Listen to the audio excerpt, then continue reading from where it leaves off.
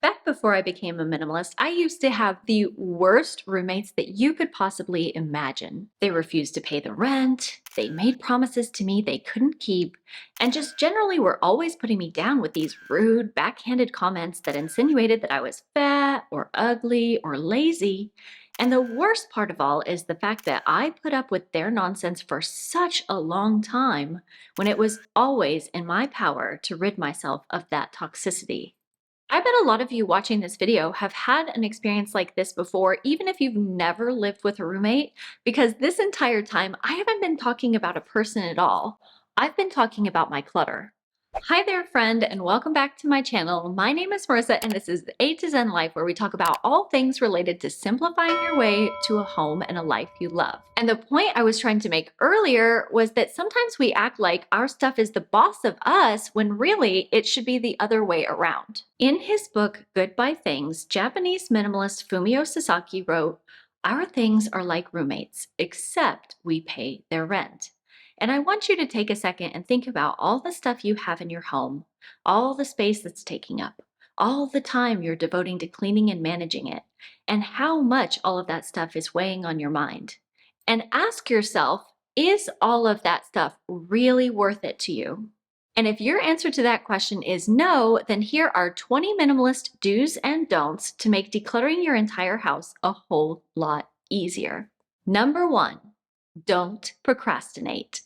It's so easy to procrastinate, isn't it? Because there's always things popping up in our busy lives that need our attention and that take up a lot of time and energy from us. And so it becomes really easy to then push decluttering to the side and say, I'll take care of that later. But then before you know it, 5, 10, or 20 years have gone by and you still haven't dealt with the clutter problem in your home. One thing that I've learned over the past 40 years is that there's always going to be things popping up that require our time and attention and that we can use as an excuse to not work towards our goals. If you just sit around waiting for conditions to be perfect and for the time to feel right for you to declutter, you're just going to be waiting around forever. So you need to stop waiting for the right time and start making time to declutter. Number 2, do start with the easy stuff. One of the biggest mistakes that you can make if you're new to decluttering is starting with the harder clutter categories first. Things like sentimental clutter or paper clutter are not necessarily the easiest kinds of clutter to deal with. Instead, a great place to start is by grabbing a garbage bag and going around your house to get rid of stuff that is literally just trash. Things like worn out shoes, socks with holes in them, expired food or medication, nail polish or makeup that's gotten dried out or crusty, or empty Amazon boxes that you've left sitting around for way too long. Starting with easier clutter categories helps you build momentum and lets you experience the success that you need to reinforce the fact that you can make decisions about what to keep versus what to let go. And then doing that is going to help you build your decluttering decision-making muscles and give you the positive reinforcement that you need to continue your decluttering journey. Number 3, don't bite off more than you can chew.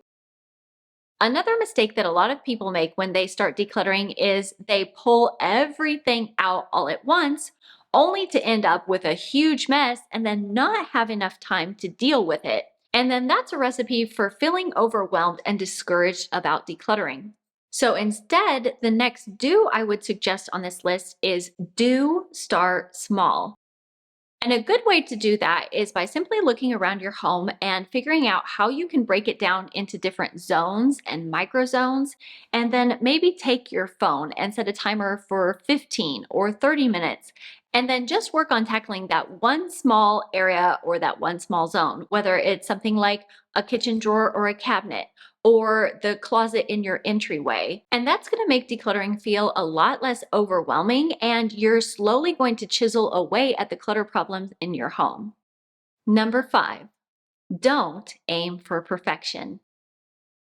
There's no one right or wrong way to declutter, and taking imperfect action is what's going to help you make progress towards your goals. Remember, perfect is the enemy of good, and imperfect action is what makes things happen. And that leads me to number 6 on this list, which is do practice, practice, practice. Instead of thinking that practice makes perfect, just remember that practice makes progress. And the more that you declutter, the better you're going to get at decluttering and making decisions about what to keep versus what to let go and how to get rid of stuff in your home. Number 7, don't get caught in the comparison trap.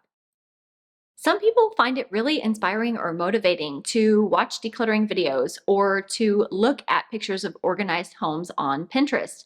But sometimes it can be hard not to feel depressed or discouraged if you look at pictures like that or watch videos and feel like you might never be able to achieve that yourself. What we have to remember is that each of our decluttering journeys is deeply personal to us, and there's no better person than ourselves to figure out what our values and goals are so that we can align our decluttering decisions with those values and goals. Number 8, do listen to your clutter. A lot of people dive into decluttering without taking the time to understand that your clutter is actually speaking to you and it's giving you clues about how to deal with it. Taking a good hard look at the clutter in your home and listening to what it's trying to tell you is what's going to help you figure out the root cause of your clutter problems and how to deal with it going forward. Number 9, don't be afraid to trash your clutter. If something is broken or worn out and it's not in donatable or sellable condition, you might feel sad about putting that thing where it belongs, which is in the trash. But remember, that stuff is going to deteriorate no matter where it is, and it's much better to get it out of your home and into a landfill than it is to let your house become a landfill. However, for those items that are in good condition or that could be useful to someone else, number 10 on this list is to do know your options for getting rid of stuff. I read a survey the other day that found that 78% of people who want to declutter never even start. And when asked what was stopping them, the most common answers were A, they find it too overwhelming, and B, they don't know what to do with stuff once they're done decluttering it. Like I said before, a great place to start is simply by taking a garbage bag and going through your house to clear stuff that is just trash. And that one step alone can clear out a lot of clutter and mess in people's homes. And then once you've done that, it's going to be a lot easier to sort through the rest of the clutter in your home. When I do this, I like to have boxes and bags ready that are pre-labeled sell, donate, recycle, etc., so that all I have to do once I've gone through and decluttered each zone is to send that clutter packing. And by the way, I wanted to let you know that all of the tips and strategies that I'm talking about here are something that I go into way more detail about in my decluttering course, Clutter GPS, which is on sale right now. And especially if you're one of those 78% of people who don't know where to start decluttering or how to get rid of stuff once you do decide to let go, I think you'll find this course really, really helpful.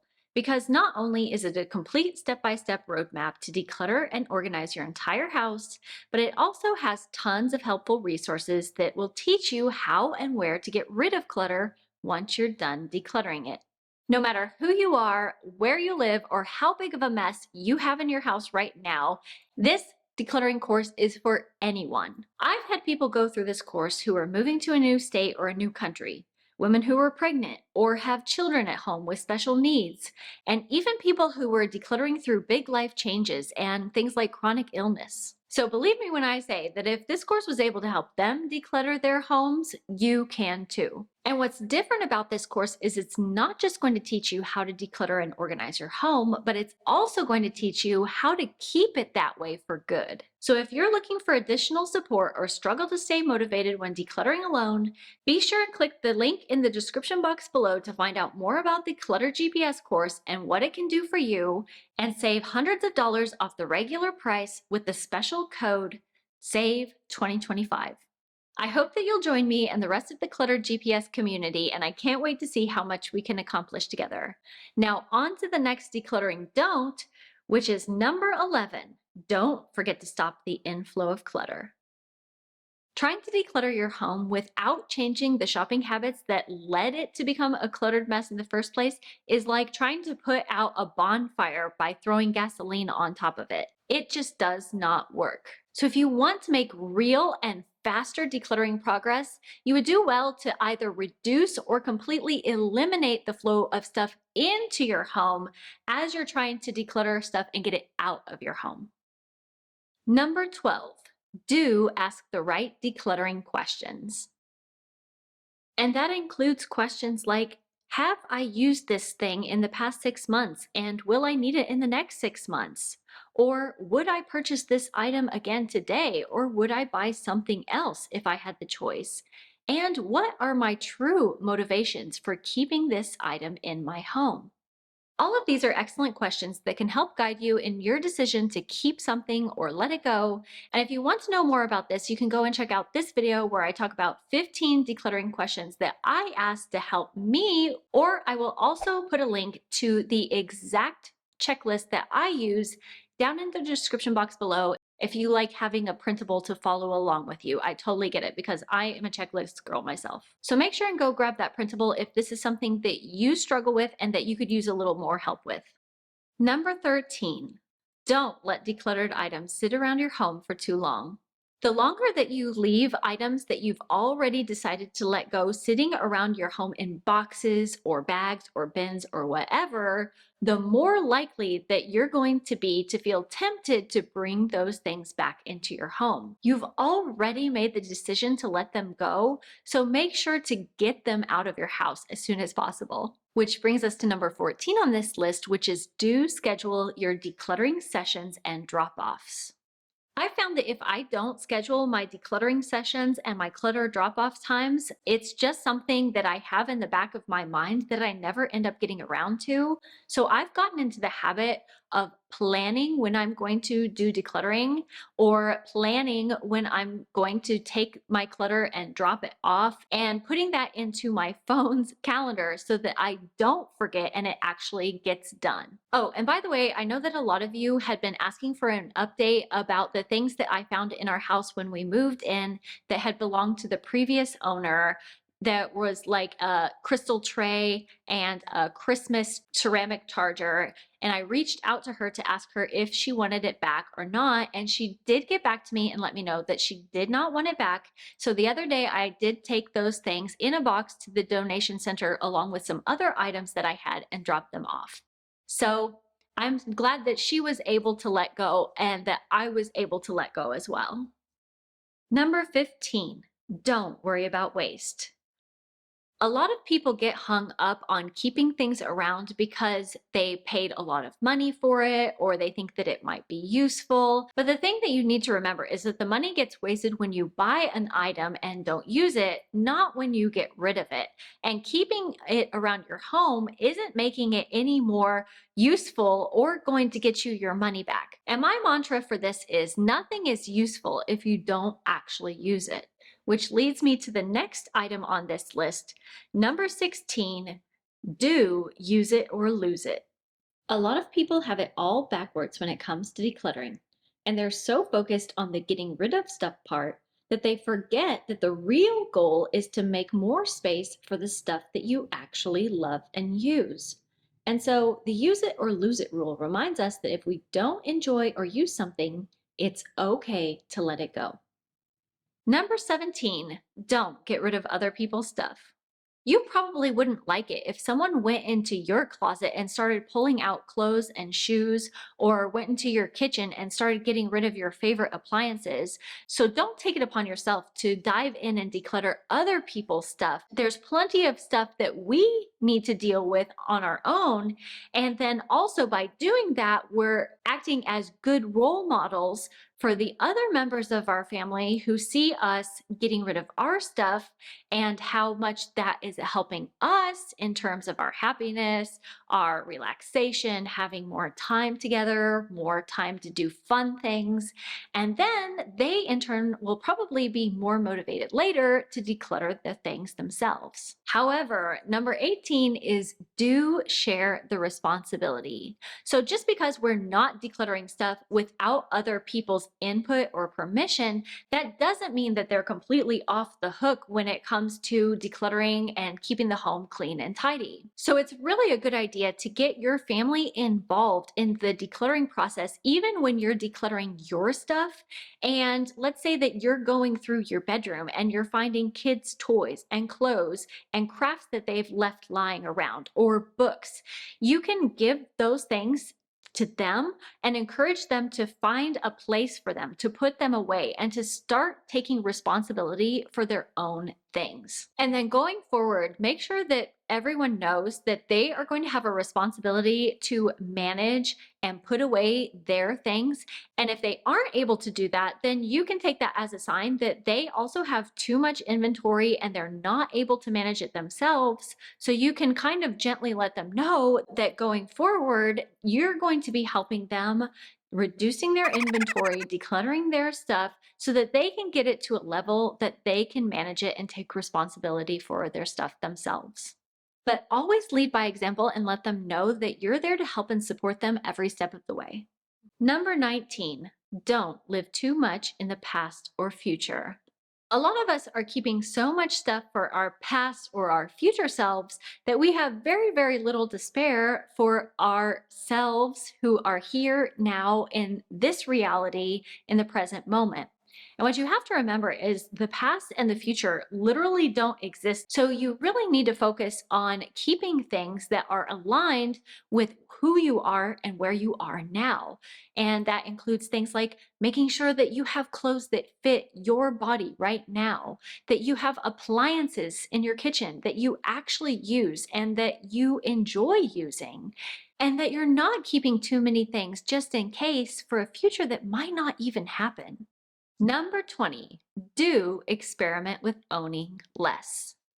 In my experience, decluttering is good, but minimalism is even better because the less stuff I own, the more I give back to myself in terms of energy, time, financial resources, like money to buy things that I actually enjoy instead of just wasting at the dollar spot at Target. So here's a gentle reminder that the less stuff you own, the less your stuff owns you. And if you want to find out more about how to own less, make sure and go check out one of these videos that YouTube thinks that you'll like, or I'll see you next week. Until then, take care. Bye-bye.